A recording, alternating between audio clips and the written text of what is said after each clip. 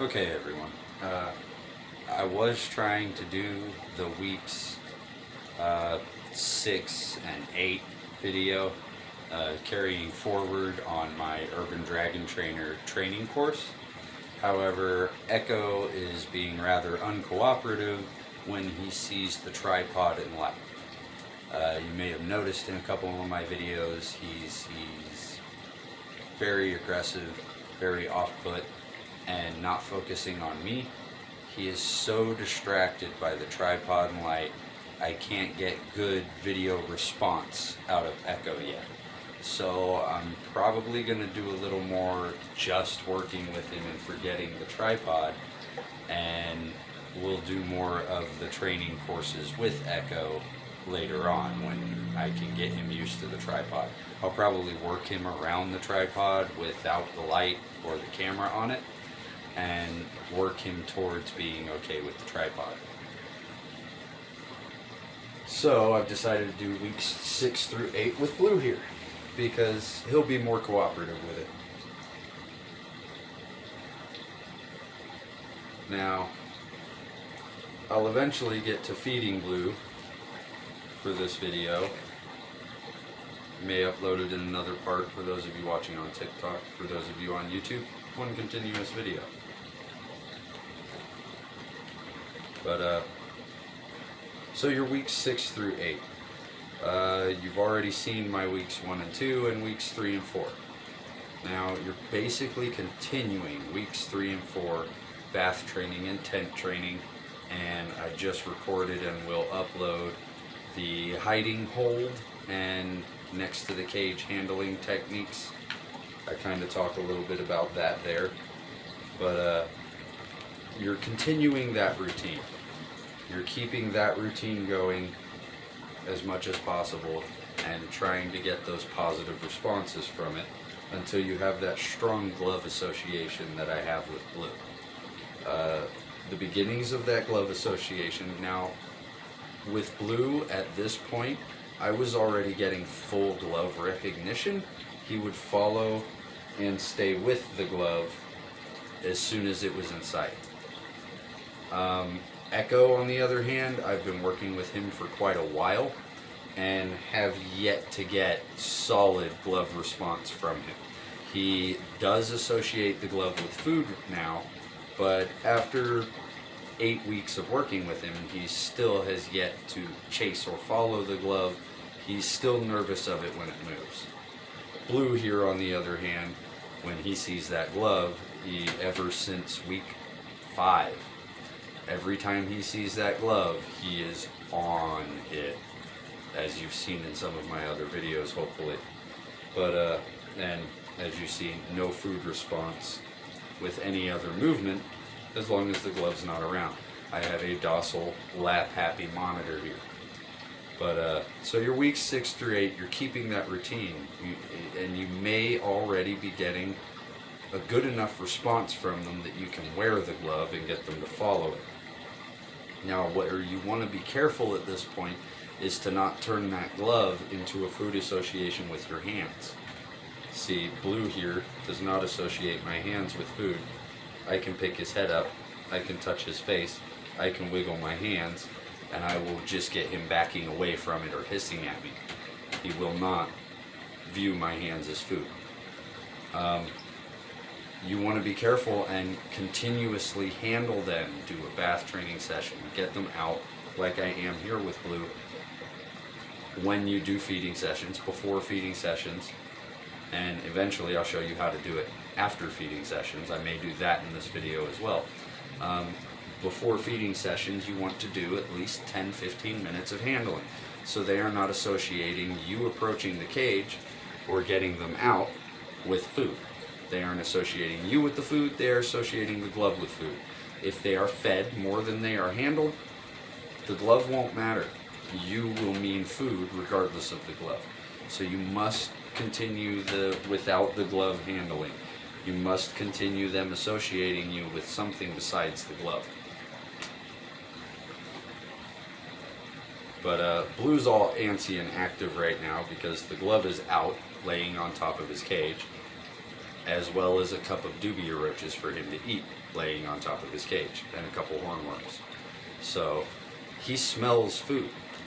The food response has been started, but because the glove is not in view, I can still do stuff like this with the smell of food in the house without getting a food response. I can also, as I will demonstrate, turn his food response off during feeding. Stop him, get the glove out of sight, and stop him from searching for food. So your weeks 6 through 8, you're progressing on that glove training, you're continuing the handling until you get to this. And from there, honestly, you can go whichever direction with it you want. I mess with Blue maybe twice a week. I really don't get him out that often since I got Echo. He's still every bit as docile, tame, and trained as he was the day I got Echo.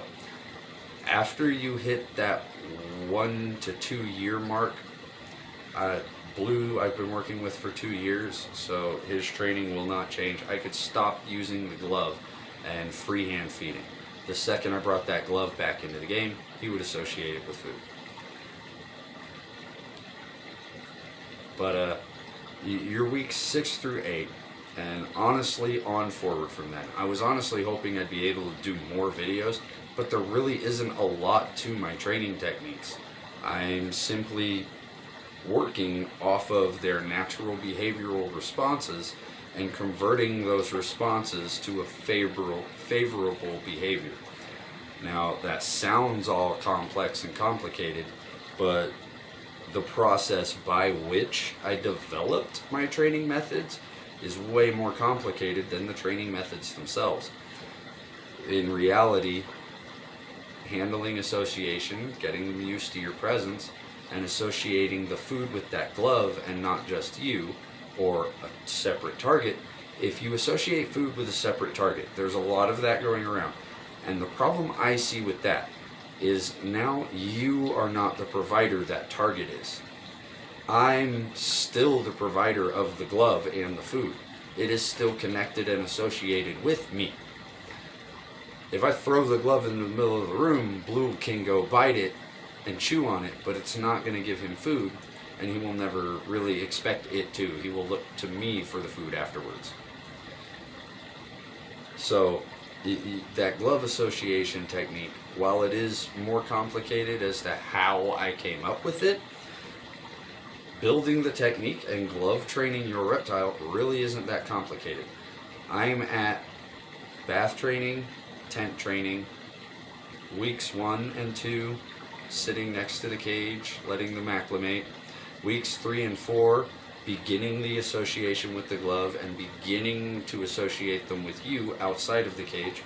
And then now weeks 6 through 8, continuing that glove association, continuing that association with you outside the cage until you get them to this docile little baby you can trust next to your face.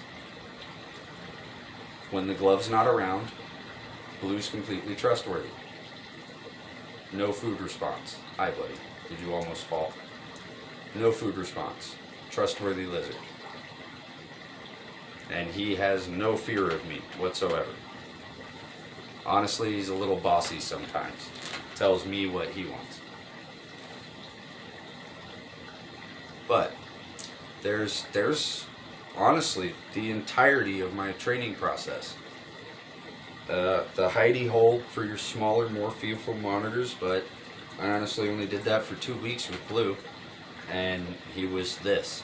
But he is a Savannah monitor. Now your Nile monitors, your Timor monitors, your Lace monitors, your more flighty species, your Dumbrils monitors, I don't want to list every species out there, but your more aggressive flighty monitors that are more fearful are actually a little more intelligent than your more docile monitors like your Savannahs. Your Savannahs cave in, they give in sooner. But your more flighty monitors, while they do take longer, the process holds true. It will begin to work. It's begun to work with Echo, I'm proving that. And eventually when Echo gets to this big boy size, well, he's not even a big boy. Blue's still a baby, for those of you who don't know. This is a little Savannah monitor. He's tiny. He may look big for a bearded dragon or a gecko, but he is a tiny monitor right now. Anyway, he's a baby and this well trained. But when you get into your more aggressive species, while it does take longer, you can get the exact same response and result from those animals with these training techniques. Take a look at my videos, subscribe if you haven't. I will be doing more covering how I got to this. Ask any questions you may have. I'm ready for them all. Anything I haven't covered, I'll try to cover in another video with either Blue or Echo as a demonstrator. But thank you everyone for watching. And we'll get to a feeding, but I'm probably going to have to do that on another video for memory space sake. But we'll get to another feeding with Blue, and as always, there will always be feeding sessions with Blue. There's training sessions coming. Blue's not done. He is being hunting trained for going after prairie dogs, rats, squirrels, rabbits.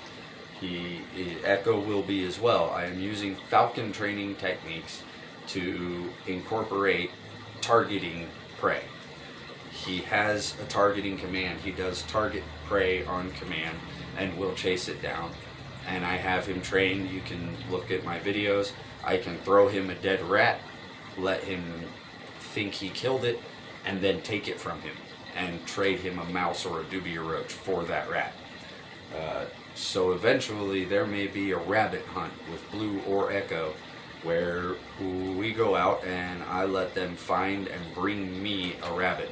No, they won't be eating a wild rabbit. I'll be using the wild rabbit for my own means, but eventually there will be a hunt. So subscribe, share my videos, and please keep watching. Thanks for watching this.